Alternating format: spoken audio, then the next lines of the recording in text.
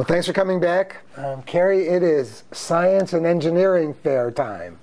And this is, I'm very proud to be able to say this is the 15th year of the Humble ISD Science and Engineering Fair. And we have got three amazing people to talk about this year's fair and experiences with Science and Engineering Fair last year. First and foremost, for all 15 of those years, the individual who has directed the district Science and Engineering Fair, Dr. Aaron Clevenson. Aaron, thanks so much for being with us. Hello, thanks, my pleasure. And thank you for sticking with the fair. Oh, it's a passion. Well, thank goodness for all of us that it is. And then please welcome Sidney Cotto.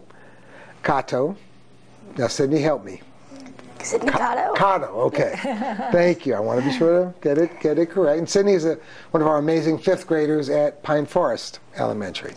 Thanks for being with us. And Marcos Perdomo. Did I get it right? Yes, sir. All right. Thanks, Marcos. And Marcos, you're in fourth grade at Willow Creek Elementary. Yes, sir. Great, great. Well, thank you all for being with us. And Aaron, if you would please kick us off, share with everyone just a quick overview of what Science and Engineering Fair is and what you're looking forward to this year. Certainly. Every year we have Science and Engineering Fairs at each of our elementary schools. We also do a district-wide one for secondary fairs, but that's in the past. But every year we have, each of our elementaries will have a Science and Engineering Fair at their school. Quite often we'll go in and help them with the judging so they don't have to mess with all the details like that.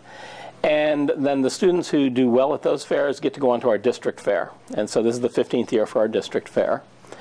And it'll be a pretty large fair. Anywhere from 200 to 300 projects will be there, representing elementary schools all across the district. And very excited about it. They get better and better every year. It's an amazing event. It really, really is. Absolutely. Well, Sidney and Marcos, I'm sure you're here because you guys have had a pretty fantastic science fair in the past. So I would like to hear from both of you. And let's start with you, Sidney. Can you tell us about your science fair project last year? Okay, last year I did a social experiment, and it was called Change for Cheeseburgers. And the question was, how does wealth affect how much people give to charity?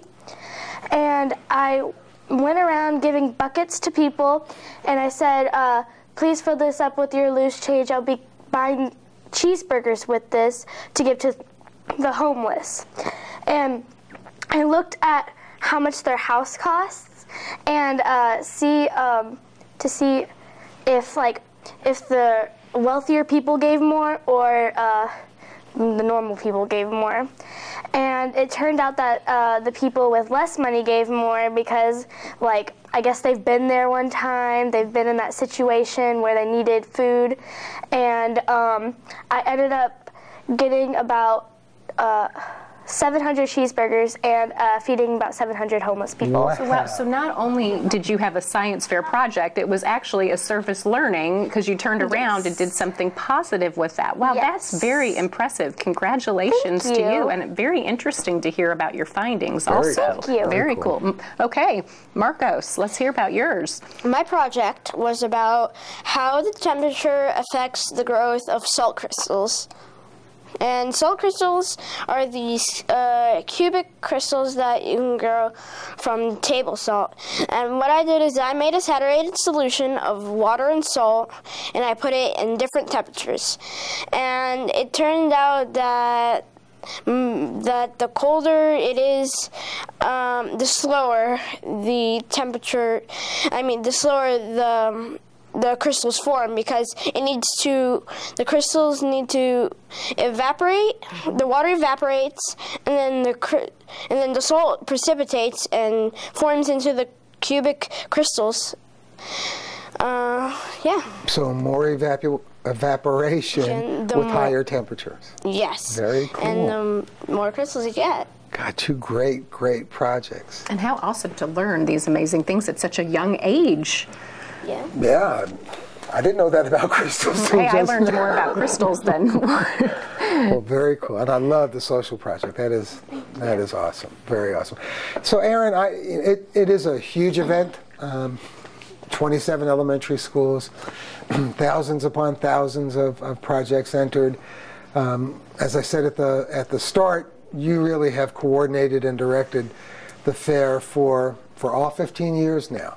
But I know you can't do that alone. So talk a little bit about how many other volunteers it takes and who all might consider volunteering to help with the fairs. Right, far from me doing it all by myself. There are lots of people who help. I do have 2 other coordinators that help me, Bob Deister and Rebecca Pubens.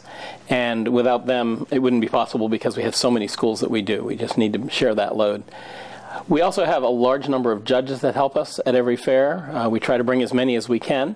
So if people are interested, they should contact me and let me know that they'd like to help out as a judge, either at one of our elementary schools, which are on weekdays, or they can help out at the district fairs as long as they don't have students that might be in those fairs. They're waving at us, so we're kind of running out of time. But Marcos and Sidney, I want to ask both of you just one other question, if I may. And that is, as you think about Science Fair this year and out into the future, is science something that you're thinking about for your future, Marcos? Yes. I really like I really like engineering, so that has to do with science a tiny bit. It sure does. Yep. Well, awesome. And Sidney, how about you? I want to be a neurologist when I grow up, so that has a lot to do with science. It sure does. So I'm thinking about doing a lot of science in the future. Yeah. Well, good for you. That's Thank you. awesome. Well, thank you all again for being with us. And, Thank you. And Carrie and I really admire the work that you do and looking forward to the projects this year. So you please stay with Carrie and I. We'll be right back, and we've got a lot more to share.